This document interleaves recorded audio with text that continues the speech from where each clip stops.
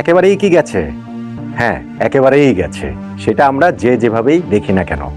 তারপরেও ওই যে দিনের আলোর গভীরে রাতের সব তারা থাকে না, মাঝে মাঝে ওইটা মনে করিয়ে দেওয়া পারফরমেন্স সাকিব করেন অন্য কোনো প্ল্যাটফর্মে।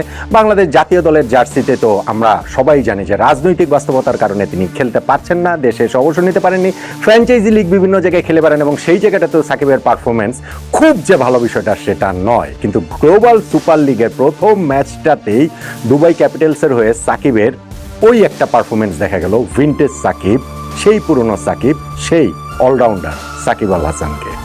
সাকিব কিছুদিন আগেই যুক্তরাষ্ট্রে একটা অনুষ্ঠানে ফ্যানদের সঙ্গে, সমর্থকদের সঙ্গে একটা অনুষ্ঠান ছিল, সেখানে তিনি বলছিলেন যে নিজেকে ফিট রাখছেন, কতদিন ধরে তিনি ভাত খান না, রুটি খান না, সেটা তার মনেই নেই। এই বয়সে এসে এই মোটিভেশন তিনি কোত্থেকে পান সেইটাও একটা আশ্চর্য বিষয় এবং সেটাই হয়তো বা বুঝিয়ে দেয় সাকিব আল হাসান কেন সাকিব আল হাসান হয়েছেন। ডেফিনেটলি তার ইন্টারন্যাশনাল ক্যারিয়ারটা বিরাট বড় প্রশ্নের মুখে রয়েছে। বাংলাদেশের জার্সিতে তিনি আদৌ আর কোনোদিন খেলতে পারবেন কিনা সেই সম্ভাবনা জায়গাটা খুবই কম, কিন্তু তারপরেও ক্রিকেট মাঠে যখন নামেন তখন তিনি যে তার সর্বোচ্চটা দিয়ে, সর্বস্বটা দিয়ে চেষ্টা করে যান, তার আরও একটা উদাহরণ হয়ে থাকলো এই আজকের ম্যাচটি গ্লোবাল সুপার লিগে। ভিনটেজ সাকিব বলছিলাম, অলরাউন্ডার সাকিব বলছিলাম, তার যে পারফরমেন্স, সেই পারফরমেন্সে ব্যাটসম্যান সাকিবের কথা বলেন, 37 বলে 58 রানের একটা দুর্দান্ত ইনিংস, 150 স্ট্রাইক রেটে, কিংবা বোলার সাকিব আল হাসান বলেন 4 ওভার বোলিং করে তিনি 4টা উইকেট পেয়েছেন 13 রান দিয়ে, এবং সেইটাও আসলে ব্যাটসম্যান বা বোলার দুই দিক থেকেই তিনি ম্যান অফ দ্য ম্যাচ হতে পারতেন। অবভিয়াসলি তার টিম জিতেছে, অবভিয়াসলি তিনি ম্যান অফ দ্য ম্যাচ হয়েছেন।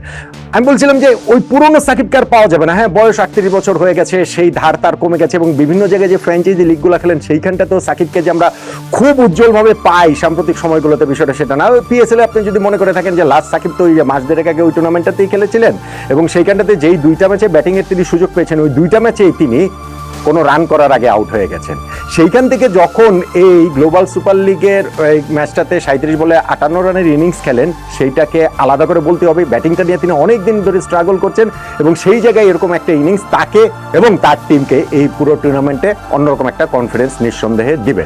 বোলিংটাও যে খুব ভালো হচ্ছিল পিএসএল এ তাও নয়, তিনি একটা ম্যাচে 1 উইকেট পেয়েছিলেন 4 রান দিয়ে, অন্য 2টা ম্যাচে উইকেট পাননি। ইনফ্যাক্ট ফাইনালে সিকান্দার রাজার জন্য তাকে 11-এই রাখা হয়নি, সিকান্দার রাজা ওই জয়ের নায়ক হয়ে গিয়েছেন। ফলে সাকিবকে যে খেলানো হয়নি সেইটা নিয়েও বিরাট কোনো শোরগোল তোলার সুযোগই আসলে হয়নি। কিন্তু এই ম্যাচটাতেও ওই হিসাবে আমি বললাম ব্যাটসম্যান সাকিব, বোলার সাকিব, সব মিলিয়ে অলরাউন্ডার সাকিবের প্রত্যাবর্তনটা আমাদের জন্য, দূর থেকে দেখা আমাদের জন্য, বাংলাদেশে মানে আমরা যারা ক্রিকেটটা ফলো করি তাদের জন্য নিঃসন্দেহে এইটা একটা স্বস্তিরও বলবো, আমি আনন্দেরও বলবো। কারণ সাকিবকে জাতীয় দলের জার্সিতে আর দেখা নাও গেল, এই শেষ সময়গুলোতে ফ্র্যাঞ্চাইজি লিগের জার্সিতেও যেভাবে দেখা